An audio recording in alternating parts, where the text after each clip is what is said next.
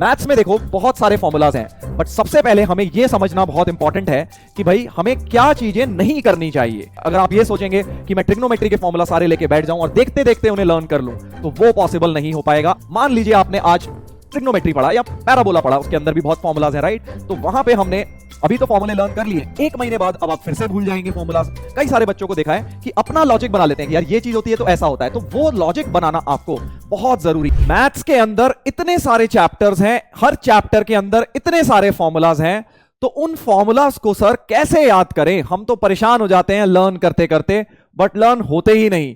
तो अगर आपके भी माइंड में ये सवाल आता है, अगर आप जेई की प्रिपरेशन कर रहे हैं और बहुत सारे फॉर्मूलाज देख के डर जाते हैं या फिर कंफ्यूज हो जाते हैं, तो बच्चों आज के वीडियो में हम जानेंगे किस तरह से मैथ्स के फॉर्मूलाज हमको मेमोराइज करने चाहिए। चलिए तो स्टार्ट करें भाई।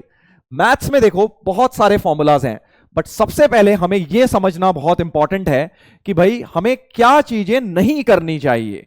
जब भी हम फॉर्मूलाज लर्न कर रहे हैं, रिवाइज कर रहे हैं, तो कुछ गलतियां हैं, पहले उन्हें डिस्कस करते हैं। सबसे पहले आप कई बार क्या होता है, हम लोग फॉर्मूलाज के अपने नोट्स नहीं बनाते और ये सोचते हैं कि यार बुक में से पढ़ लेंगे, बुक में से ही लर्न कर लेंगे या मॉड्यूल में से लर्न कर लेंगे, खुद से लिख के क्या नोट्स बनाने, फॉर्मूला तो फॉर्मूला ही रहेंगे।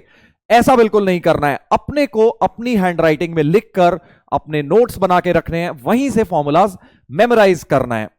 दूसरी गलती जो बच्चे करते हैं अक्सर, वो ये कि प्रॉब्लम प्रैक्टिस करनी शुरू कर देंगे। फॉर्मूलाज तो सर होते रहेंगे, लर्न धीरे धीरे हो जाएंगे, जब तक हम प्रॉब्लम प्रैक्टिस करेंगे फॉर्मूलाज लर्न हो जाएंगे। बिल्कुल गलत स्ट्रैटेजी। अपने को बेटा यह बात समझनी है कि जब तक फॉर्मूलाज लर्न नहीं होंगे, आप उनके एप्लीकेशंस में खुद दिमाग लगा के सॉल्व नहीं कर पाएंगे।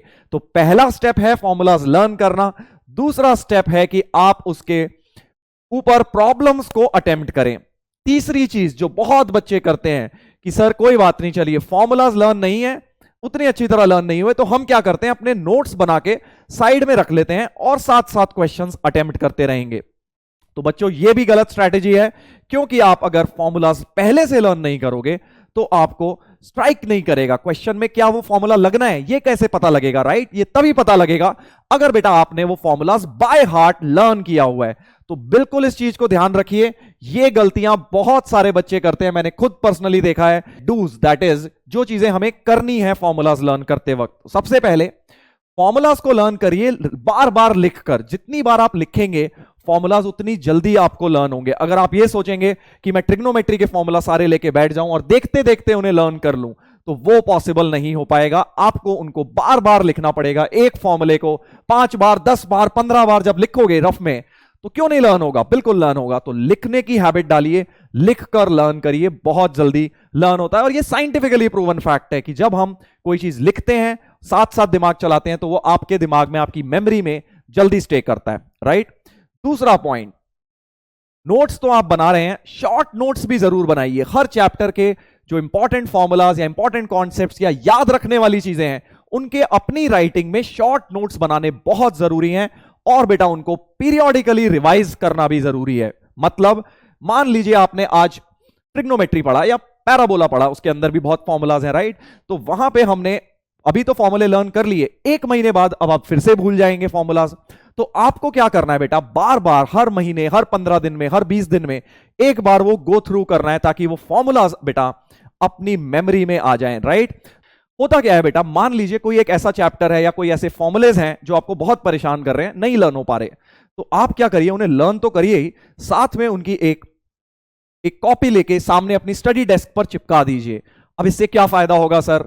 तो बेटा देखो इससे क्या फायदा होगा, जब भी आप पढ़ रहे हैं, मैथ्स पढ़ रहे हैं मान लीजिए, तब तो आप इन्हें लर्न कर ही रहे हैं, तब अप्लाई कर ही रहे हैं। मान लीजिए आप खाली बैठे हैं या कोई नॉवल पढ़ रहे हैं या सपोज आप म्यूजिक सुन रहे हैं, तब भी कई बार आपकी नजर क्या होता है, सामने फॉर्मूलाज की जो शीट लगी है उस पर चली जाती है। और होता क्या है कि हम ना चाहते हुए भी या फिर बिना सोचे हुए भी वो फॉर्मूला कहीं ना कहीं हमें जब दिखता है तो बार बार वो मेमोराइज हो रहा होता है दिमाग में। तो ये स्टेप बेटा करके देखिए, बहुत इंपॉर्टेंट है। इसका ये मतलब नहीं है कि बस आपने चिपका दिया और काम हो गया, नहीं, रिवाइज तो करना ही है। चिपकाने का पर्पस बस इतना है कि जब आप नहीं भी पढ़ाई कर रहे हैं और कभी सामने नजर जाए तो आपको वो फॉर्मूलाज रिकलेक्ट होते जाए, राइट? तो ये स्टेप भी जरूर लगाइए, आई एम श्योर आपको इसका फायदा होगा। लास्ट स्टेप बेटा, फॉर्मूलाज को लर्न करते वक्त लॉजिक अप्लाई करना बहुत जरूरी है। अब होता क्या है, मैंने कई सारे बच्चों को देखा है कि अपना लॉजिक बना लेते हैं कि यार ये चीज होती है तो ऐसा होता है, तो वो लॉजिक बनाना आपको बहुत जरूरी है। ये नहीं कि बस आंख बंद किया और रटना चालू कर दिया, वो बोलते हैं उसको रटना। हमें रटना नहीं है, हमको क्या करना है, फॉर्मूलाज लर्न करते वक्त भी लॉजिक लगाना है। अब ये लॉजिक की बात क्या कर रहा हूं मैं, सर फॉर्मूलाज में कहां से लॉजिक आ गए? तो देखो, एक मेरे को पता है कि काफी बच्चों को इस चीज से समझ नहीं आ रहा होगा कि सर लॉजिक कैसे लगाया जाए।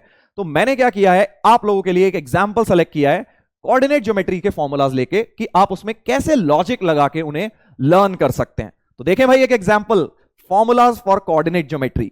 तो जो बच्चे आईआईटी के लिए प्रिपेयर कर रहे हैं स्पेसिफिकली, उन लोगों ने ये फॉर्मूलाज जरूर देखे होंगे, राइट? ये parabola, ellipse and hyperbola coordinate geometry में फॉर्मूला होता है, that is equation of chord joining T1 and T2, right? दो कॉर्ड, दो पॉइंट्स पे T1 एंड T2 पे पैराबोला की कॉर्ड ये होती है, इलिप्स की कॉर्ड θ1 और θ2 पे ये होती है, और हाइपरबोला की कॉर्ड बेटा ये वाली होती है, राइट? सर ये तो हमने देखी तो है बट कभी लर्न करने की कोशिश नहीं करी, बहुत कंफ्यूज होते हैं। बहुत बच्चे मुझे कहते हैं कि सर ये फॉर्मूले इतने कंफ्यूजिंग है कि हम इन्हें कैसे लर्न करें। तो इसकी एक बहुत बढ़िया ट्रिक है बेटा, बहुत बढ़िया ट्रिक है। क्या ट्रिक है समझते हैं जरा। तो देखो, अगर ये कॉर्ड की इक्वेशन है तो आप लोगों को एक बात पता होगा, कॉन्सेप्चुअली कॉर्ड और टेंजेंट में बहुत छोटा सा फर्क है। तो मैं एक फिगर बना के आपको समझा रहा हूं। मान लीजिए कि हमने ये पैराबोला बनाया, ये पैराबोला बना दिया, राइट? और अब हमने इसकी एक कॉर्ड बनाई।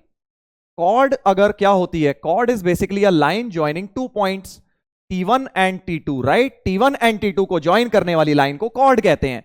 कॉर्ड और टेंजेंट में क्या छोटा सा फर्क होता है कि भाई कॉर्ड के जब दोनों पॉइंट्स बेटा बहुत क्लोज ले आओगे, तो अल्टीमेटली होगा क्या कि ये वाली चीज, जब कॉर्ड के दोनों पॉइंट्स बहुत ज्यादा क्लोज आ जाएंगे, अल्टीमेटली वो लाइन टेंजेंट बन जाएगी। जब वो दोनों पॉइंट्स P एंड Q बिल्कुल ही पास आ गए तो वो टेंजेंट बन जाएगी, राइट? कॉर्ड, क्योंकि टेंजेंट की डेफिनेशन ये होती है कि दो बहुत क्लोज पॉइंट्स को ज्वाइन करें तो लाइन टेंजेंट बन जाती है किसी भी कर्व के लिए। तो मैं क्या बोल रहा हूं कि अगर T1 एंड T2 को मैं बराबर रखूं, T1 और T2 को अगर बराबर रखूं, तो ये कॉर्ड क्या बन जानी चाहिए, टेंजेंट। और टेंजेंट की इक्वेशन हमको रटी पड़ी है, पैराबोला की टेंजेंट आपको अच्छी तरह याद होगी कि भाई ty equal to x plus AT square tangent to parabola होती है, राइट? तो देखो T1 और T2 को बराबर T रख के क्या यहां पे टेंजेंट की इक्वेशन मिल रही है, रख के देख लेते हैं भाई। 2x माइनस, इस दोनों को टी रखना है तो 2ty plus 2AT square equal to 0। 2 तो काट दीजिए, और x plus AT square equals to ty आ गया, और यही इक्वेशन बन गई। देखिए, तो कॉर्ड की जो इक्वेशन है वो बेटा टेंजेंट की इक्वेशन बन गई अगर मैंने T1 और T2 बराबर रख दिए। सेम लॉजिक इलिप्स में भी अप्लाई होना चाहिए कि अगर मैंने दोनों पॉइंट्स यानी θ1 θ2 बराबर रख दिए, तो θ1 equals to θ2 equals to θ put किया अगर, तो मुझे क्या मिल जाना चाहिए, ये जो कॉर्ड है वो टेंजेंट बन जानी चाहिए। और टेंजेंट तुम्हें इलिप्स की भी रटी होगी, x cos theta by plus y sin theta by b equal to 1। जरा देखते हैं यहां पे मिल रहा है या नहीं मिल रहा, देखते हैं। पुट करिए, θ1 और θ2 को थीटा रखा तो x by a cos theta